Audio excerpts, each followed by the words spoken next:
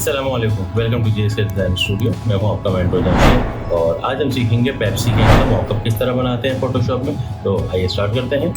Photoshop का software open करने के बाद हम कोई भी मॉकअप या इस तरह की एक इमेज ले लेंगे, ठीक है। और इमेज लेने के बाद उसको हम सेलेक्ट करेंगे और यहाँ से आएंगे सेलेक्ट और सब्जेक्ट पर क्लिक कर देंगे।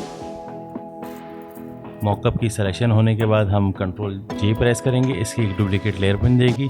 नीचे वाली लेयर को हम चाहें तो हाइड भी कर सकते हैं। अगर आपने हाइड नहीं करना है तो आप उसको एज इट इज़ ही रहने दीजिए, ठीक है। उसके बाद हम यहाँ से कोई भी इमेज ले लेंगे, इसको यहाँ से कॉपी करके यहाँ सिंपली पेस्ट कर देंगे, ठीक है। कंट्रोल Alt और G प्रेस करेंगे या राइट क्लिक करके यहाँ से क्रिएट क्लिपिंग मास्क कर दीजिएगा, ठीक है। फिर कंट्रोल T प्रेस करेंगे और इसका साइज़ प्रोपोर्शनली हम एडजस्ट करेंगे यहाँ पे, ठीक है।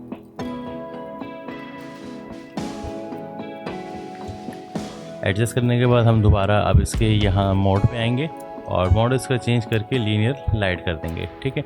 अच्छा, यहाँ पे अब कैन के जो ऊपर का पोर्शन होता है वो आपको सिल्वर नज़र आता होगा, लेकिन यहाँ इसमें कलर फिल हो गया, ठीक है। तो अब इसके लिए हम ये करेंगे कि हम यहाँ से पेन टूल लेंगे और पेन टूल लेने के बाद जो यहाँ ऊपर की सिलेक्शन है इधर हम सिलेक्शन बना लेंगे। सिलेक्शन बनाने के बाद कंट्रोल और एंटर प्रेस करेंगे तो इसकी सिलेक्शन हो जाएगी और सिंपली डिलीट का बटन प्रेस कर देंगे, ठीक है। तो ये इस एरिया से हमारा कलर रिमूव हो जाएगा या जो हमारी इमेज होगी वो भी रिमूव हो जाएगी, ठीक है।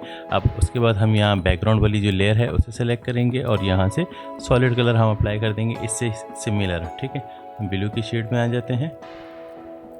आप चाहें तो नहीं भी करें, कोई ज़रूरी नहीं है, लेकिन उससे प्रोडक्ट थोड़ा सा प्रोमिनेंट और अच्छा लगेगा, ठीक है।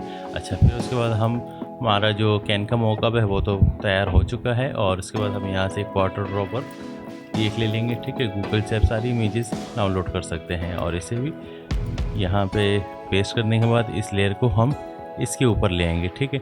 ये जो हमारी मॉकअप या पेप्सी का जो पोस्ट है उसके नीचे वाली लेयर हमें इसे रखना है, ठीक है। कंट्रोल T प्रेस करेंगे, इसका साइज़ हम यहाँ से बढ़ा देंगे, ठीक है।